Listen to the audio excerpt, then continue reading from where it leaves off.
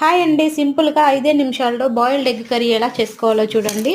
Eggs ఉడకబెట్టి పొట్టు తీసి పక్కన పెట్టుకొని ఒక మిక్సీ జార్లో 3 టమాటాలు 2 ఆనియన్ కట్ చేసి వేసుకోవాలి. ఉప్పు, కారం, పసుపు, జీలకర్ర, వెల్లుల్లి అలాగే జీడిపప్పు కూడా వేసేసుకొని బాగా బరకగా మిక్సీ పట్టేసుకోవాలి.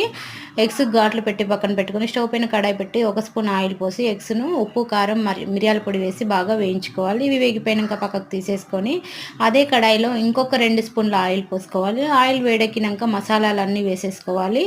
ఈ మసాలాలు వేగినాక మనం పట్టి పెట్టుకున్న టమాటో పేస్ట్ కూడా వేసేసుకొని పచ్చివాసన పోయేంత వరకు బాగా వేయించుకోవాలి.